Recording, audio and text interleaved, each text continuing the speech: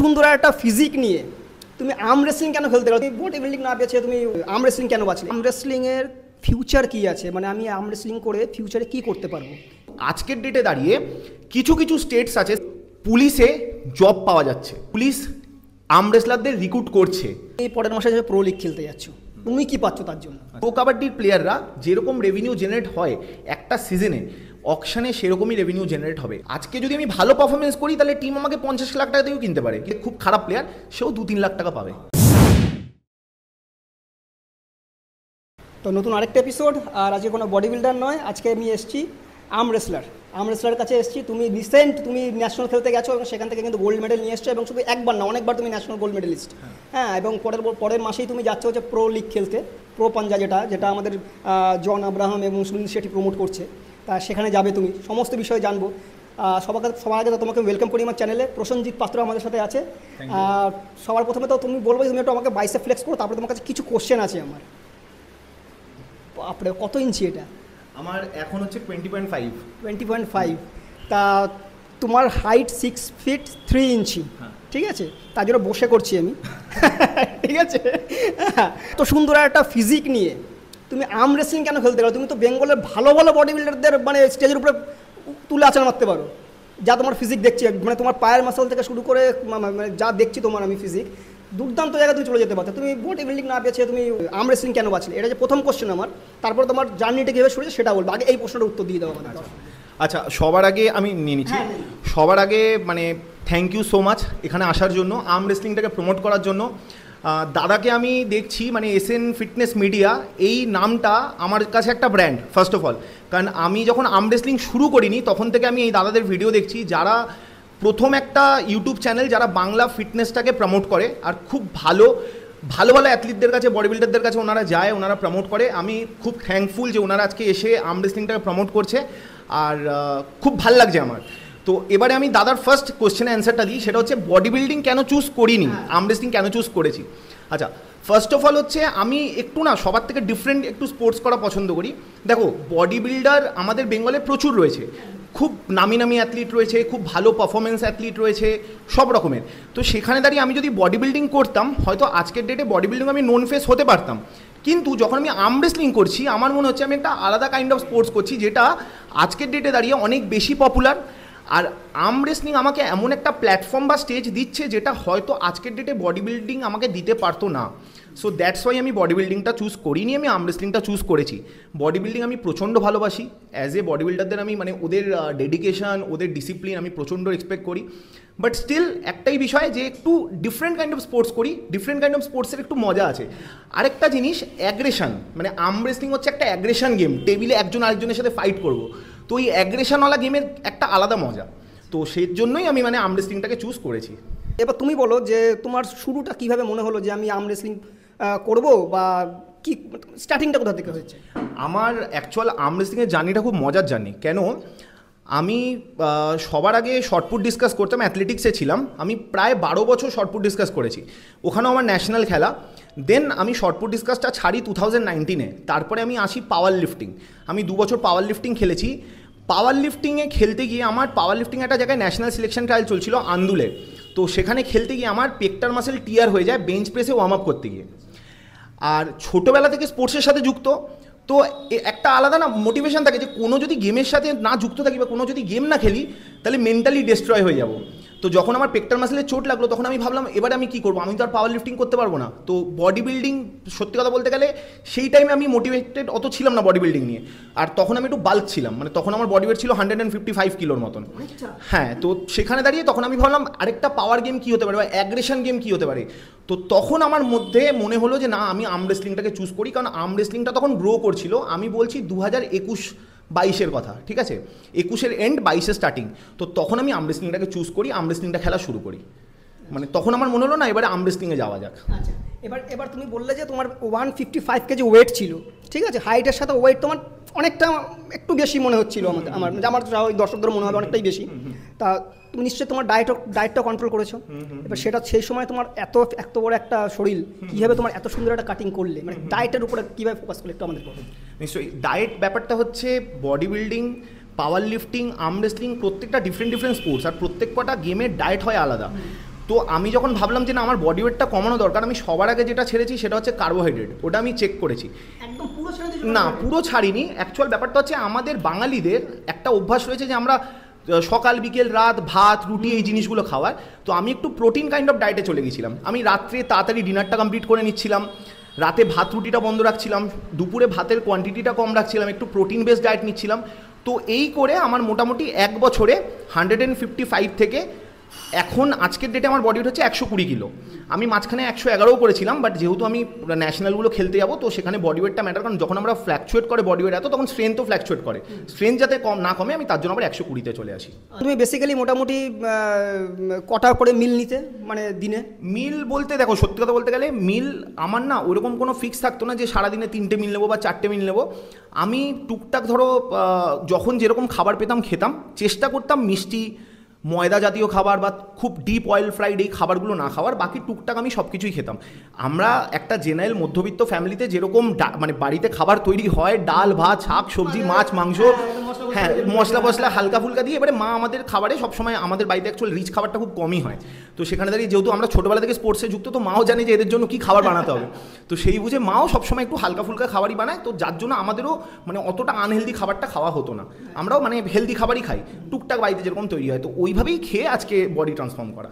গুরুত্বপূর্ণ কোশ্চেন যেটা আমাদের দর্শকরা অনেকটা আগ্রহীভাবে জানতে চাইবে যে আর্ম রেসলিংয়ের ফিউচার কী আছে, মানে আমি আর্ম রেসলিং করে ফিউচারে কী করতে পারবো। আর আরেকটা কোশ্চেন আছে সাথে অ্যাড করবে, এটা কি অলিম্পিকে আমাদের কি ইনক্লুড আছে, রেজিস্টার আছে? আচ্ছা, এটা একটা খুব ভালো কোশ্চেন করেছে দাদা, আর্ম রেসলিংয়ে ফিউচার। মানে আমার কাছে এই কোশ্চেনটা অনবরত আসে, কি ইনস্টাগ্রাম কি ফেসবুক সব জায়গায়, যে দাদা ইসমে ফিউচার কে হয়, দাদা এটাতে ফিউচার কি। তো সবার আগে আমি একটা কথা বলি, আমরা যে কোনো খেলাধুলা যখন খেলি বা যখন আমরা ভালো স্পোর্টসের সাথে যুক্ত থাকি বা ভালো স্পোর্টসম্যান হই, তখন আমরা শুধু ফিউচার দেখি না, আমরা প্যাশনেট হই সেটার প্রতি। মানে গেমটা হচ্ছে অ্যাকচুয়াল স্পোর্টসটা হচ্ছে প্যাশনের জিনিস, প্যাশনের সময় আমরা ভাবি না যে এখান থেকে আমাদের কি সোর্স অফ ইনকাম আসবে বা এখান থেকে আমরা কত ওপরে উঠতে পারবো বা এখান থেকে আমাদের চাকরি হবে কি না। এটা হচ্ছে প্রথম বক্তব্য। দ্বিতীয় হচ্ছে যে কোনো জিনিস যখন আমরা ডেডিকেটেডলি করি, যদি আমরা সেটা ভালো স্টেজে যাই, তখন কিছু না কিছু আমাদের ওখান থেকে ফিউচার অটোমেটিক ক্রিয়েট হয়ে যায়। আচ্ছা, আজকের ডেটে দাঁড়িয়ে আর্ম রেসলিংয়ে হিউজ অপরচুনিটি, নিজেকে একটা অপটিমাম লেভেলে নিয়ে গিয়ে সেখান থেকে বিভিন্নভাবে সোর্স অফ ইনকাম বের করানো বা নিজেকে এনক্যাশ করে ভালো ভালো ব্র্যান্ড প্রমোশন করা বা ব্র্যান্ডের সাথে যুক্ত হওয়া, এগুলো ফিউচার। এখন যদি কেউ বলে যে বেঙ্গলে দাঁড়িয়ে কি আর্ম রেসলিং থেকে জব হবে, তাহলে না, বেঙ্গল থেকে আর্ম রেসলিংয়ের জবের মানে এখন অবধি সেই জায়গায় পৌঁছায়নি।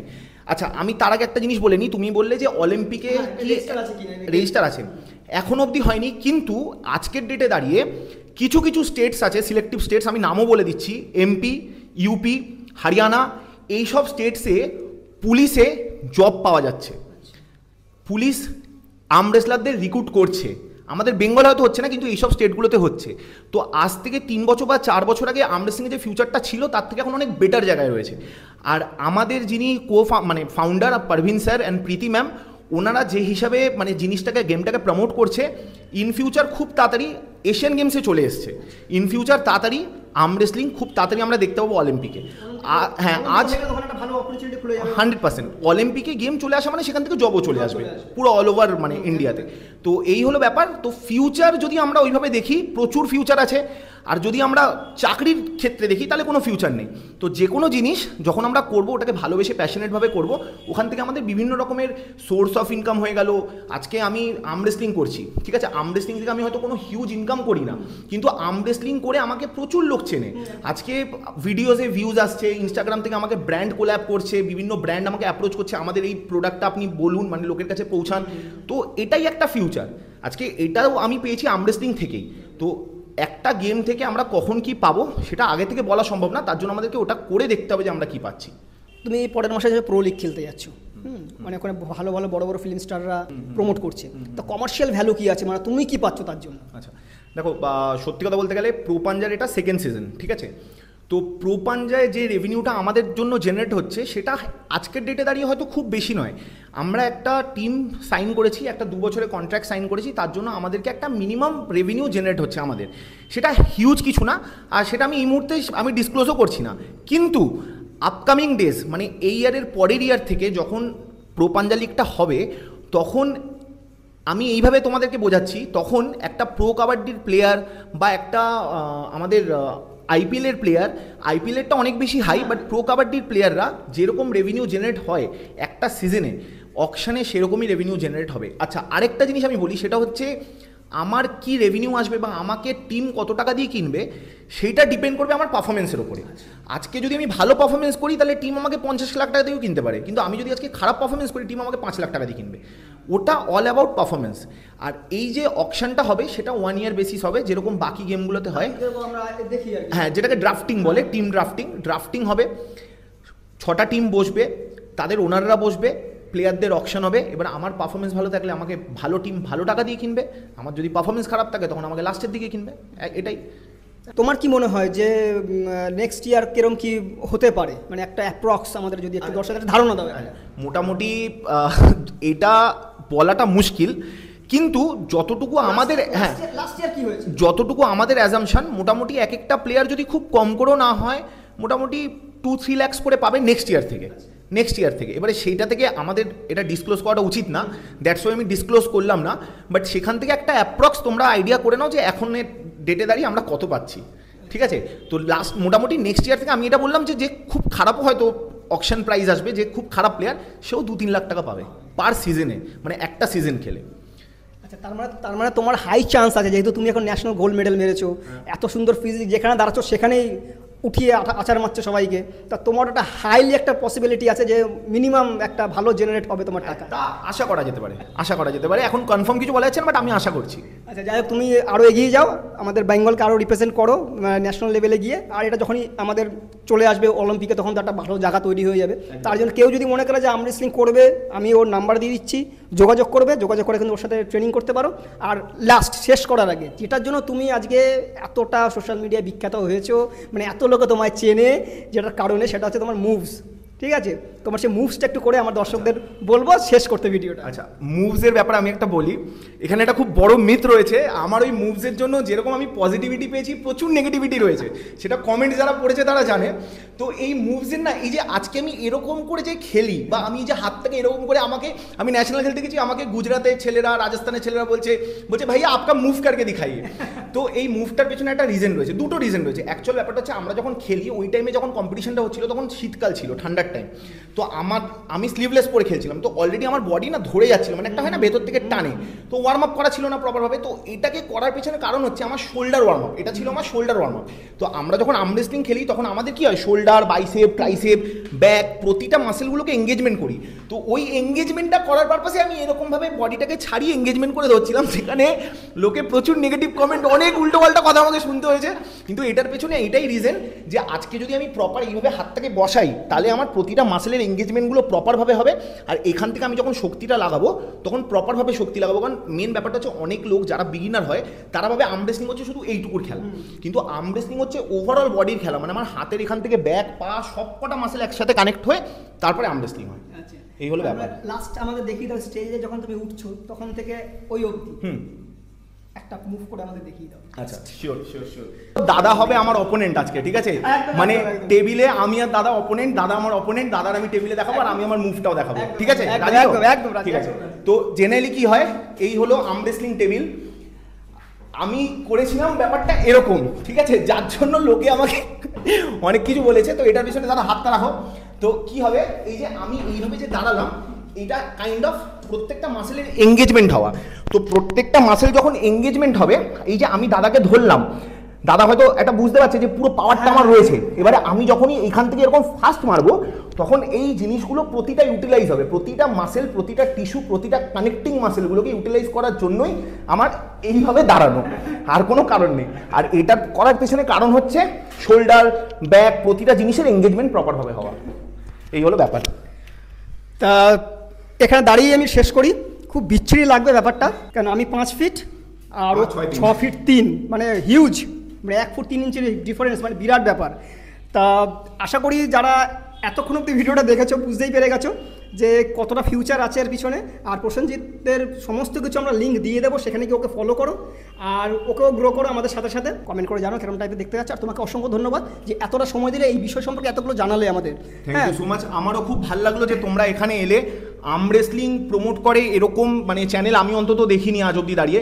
সেখানে এসএন ফিটনেস মিডিয়া সোজাসুজি এসে আর্ম রেসলিং প্রমোট করছে, এটা আমার কাছে অন্তত অনেকটা বড় ব্যাপার। আর সত্যি কথা বলতে গেলে আমি অনেক আগে থেকেই ভাবছিলাম, আমার দাদা আমাকে অনেকবার বলেছিল যে কথা বল, ওনাদেরকে ডাক, তো সেখানে দাঁড়িয়ে হঠাৎ করে তোমাদের আসাটা আমাদের কাছে surprise. Thank you so much one second, যতটা থ্যাংক ইউ বলবো ততটাই কম হবে। খুব ভালো লেগেছে যে তোমরা এসছো, তোমরা আর্ম রেসলিংটাকে প্রমোট করছো, আর এইভাবে যে বাংলার যত ইন্ডাস্ট্রিগুলো রয়েছে তোমরা প্রমোট করছো, এটা একটা অনেক বড় জিনিস। এটা সবাই হয়তো বুঝবে না, কিন্তু মানে এটা খুব ভালো জিনিস, আর তোমরা এটাকে এইভাবে এগিয়ে নিয়ে যেতে থাকো। যেই যাই বলুক না কেন, আমাদের কাজ আমরা করে যাবো, আমাদের পথে আমরা চলে যাবো, এগিয়ে যাবো, ঠিক আছে? তা আবার দেখা হবে কোনো একটা নতুন এপিসোডে। কমেন্ট করে জানো আর ভিডিওটা শেয়ার করে যাও, সেটা সবার কাছে। সবাই ভালো থেকো এবং সুস্থ থেকো, আবার দেখা হবে, চলো।